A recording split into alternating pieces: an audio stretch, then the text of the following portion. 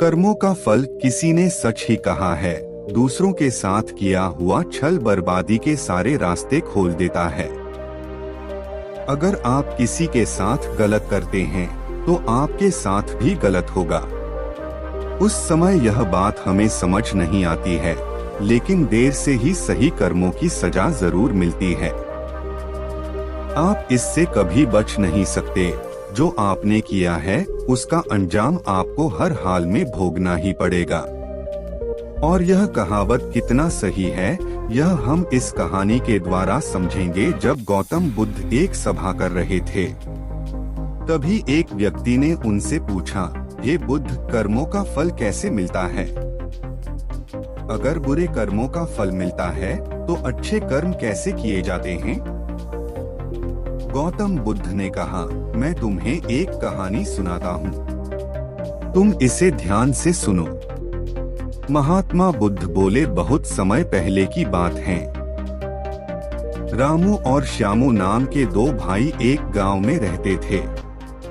श्यामू अक्सर रामू को देखकर जलता था, क्योंकि रामू स्वभाव से बहुत अच्छा था। उसके दिल में सबके लिए दया और आदर भाव था।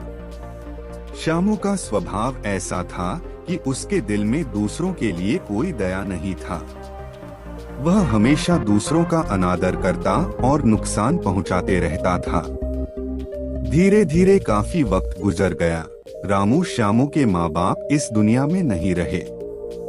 रामू ने खूब अच्छे से उनका अंतिम संस्कार किया। वह गांव वालों को भोजन के लिए आमंत्रित किया और ब्राह्मणों को दान दक्षिणा देकर विदा किया। वह हर साल अपने माता पिता की बरसी पर ब्राह्मणों को भोजन कराता और दान देता।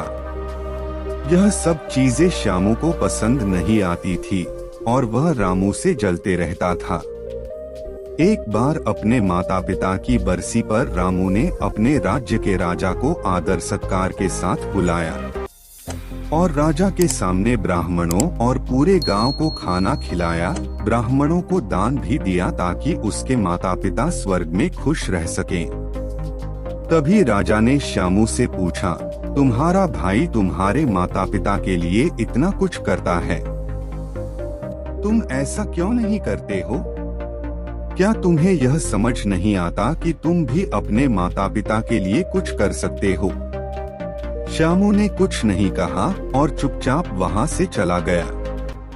उसे गुस्सा आ रहा था, क्योंकि राजा ने उसकी बेइज्जती की और वह रामू से अपने अपमान का बदला लेने का सोच रहा था।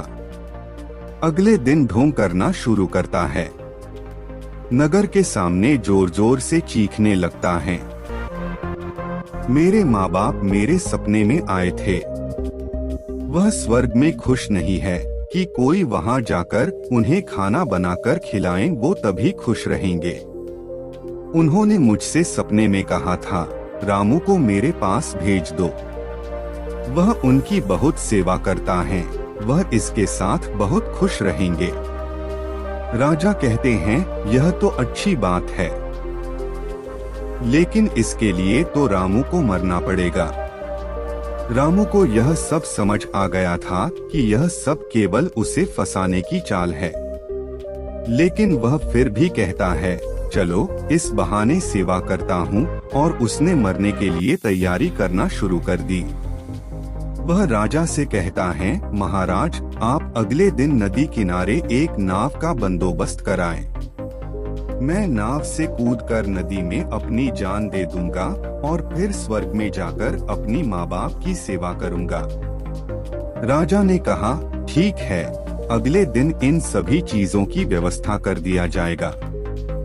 रामू नदी में कूद जाता है और सारे गांव वालों को पता चल जाता है कि रामू अब इस दुनिया में नहीं है। अब वह स्वर्ग की ओर चला गया है, माता पिता की सेवा करने के लिए। श्यामू बहुत खुश था कि उसका इकलौता भाई दुनिया में नहीं रहा। जो भी जमीन है अब वह सब मेरा है, मैं ही इसका मालिक बनूंगा। धीरे धीरे काफी दिन गुजर चले। एक दिन अचानक से राजा के दरबार के बाहर रामू बैठा होता है। और जोर जोर से रो रहा होता है। राजा के सिपाही उसे दरबार में ले जाते हैं और पूछते हैं, यह चमत्कार कैसे हुआ? तुम जिंदा कैसे हो? तब रामू बताता है, मैं स्वर्ग में गया था। मैंने देखा मेरे माँ बाप अभी भी खुश नहीं है। वो मेरे पर गुस्सा हो रहे थे और कह रहे थे, तुम्हें तो खाना बनाने भी नहीं आता, तुमसे अच्छा तो श्यामू है जो तुमसे अच्छा खाना बना लेता है। तुम जाओ और उसे भेज दो। राजा श्यामू को बुलाते हैं और सारी बातें बता देते हैं और कहते हैं, तुम्हारे भाई ने माता पिता के लिए इतना त्याग किया है, अब तुम्हारी बारी है। क्या तुम उनके लिए ऐसा कुछ नहीं कर सकते? श्यामू को ना चाहते हुए भी ये सब करना ही पड़ता है। अगले दिन फिर से सारी तैयारी किया जाता है। श्यामू घर आकर सोचता है, मैं वहाँ जाऊंगा ही नहीं, अगले दिन शहर छोड़कर कहीं चला जाऊंगा। फिर रामू ने राजा को सारा सच बताया। वास्तव में वह जिंदा कैसे बचा?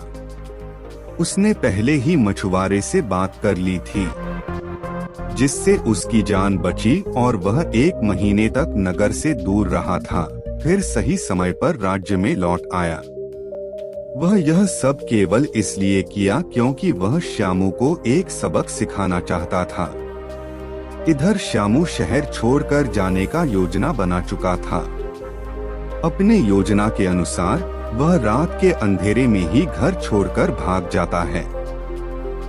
वह घर छोड़कर कुछ दूर गया ही था कि तभी राजा के 2 सैनिकों की नजर उस पर पड़ती है और उसे रोकने की प्रयत्न करते हैं।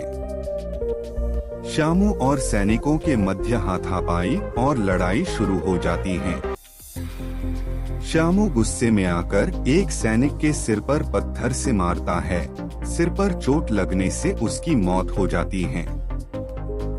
यह सारी बातें जब राजा को पता चलती हैं, वह श्यामू को माफ करने वाले ही थे। अब वह और गुस्सा हो जाते हैं। श्यामू पर और क्रोध में आकर मृत्युदंड सुना देते हैं। अगली सुबह उसे नाव से धक्का देकर मारने का आदेश जारी कर दिया जाता है। उसको उस आखिरी समय पर अपनी गलती का एहसास होता है कि जिंदगी के अंतिम वक्त में भी उसने लोगों का बुरा ही किया। उसे भी अपने जीवन के आखिरी पलों में गलती का एहसास होता है। पर वो कहावत तो सुनी होगी, अब पछताए हो क्या, जब चिड़िया चुग गई खेत, और पछतावे के साथ उसे अपनी जान से हाथ धोना पड़ता है। कहानी खत्म होने पर गौतम बुद्ध उस व्यक्ति को समझाते हैं, कर्मों का फल ऐसा ही होता है। बुरे इंसान को आखिरी वक्त तक सही और गलत का पहचान नहीं होता। जिंदगी ऐसे ही नहीं चलती। जिंदगी समझने की चीज है जिसे हर व्यक्ति को समझनी चाहिए। फिर महात्मा बुद्ध ने बोला, अच्छे कर्म को बनाने से पहले हमें इस बात पर ध्यान देने की जरूरत है कि आखिर अच्छे कर्म बनने का पहला पड़ाव क्या है। मनुष्य के द्वारा किए जाने वाले सभी कर्म उसके विचारों से बनते हैं। हमारी सकारात्मक या नकारात्मक सोच विचारों को जन्म देती है और वही विचार कर्म बनाते हैं। इस तरह सोच सकारात्मक होने पर ही अच्छे कर्मों का निर्माण हो सकता है। फिर उस व्यक्ति ने पूछा, पाप का फल कब मिलता है? तब महात्मा बुद्ध ने कहा, पाप का फल किए गए कर्म पर निर्भर करता है।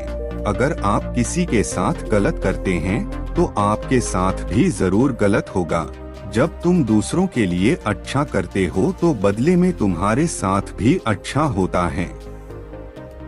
जब तुम किसी दूसरे का बुरा करते हो और तुम्हें लगता है कि तुम्हारे साथ बुरा नहीं होगा, यह भी हो सकता है उस वक्त तुम्हारे साथ कुछ बुरा ना भी हो, लेकिन कभी न कभी इसका हर्जाना तुम्हें भुगतना ही पड़ता है। इसलिए तुम्हें किसी के साथ बुरा करने का कोई अधिकार नहीं है, क्योंकि कर्मों का फल कभी न कभी मिलता जरूर है। इस वीडियो से हमें यह शिक्षा मिलती है कि हमारे कर्मों का फल हमेशा हमारे साथ रहता है। अच्छे कर्म हमें सुख और शांति देते हैं, जबकि बुरे कर्म हमें पछतावा और दुख देते हैं। उम्मीद करते हैं आपको हमारी ये वीडियो पसंद आई होगी। अगर आपको यह वीडियो पसंद आया है तो वीडियो को लाइक करके चैनल को जरूर सब्सक्राइब करें।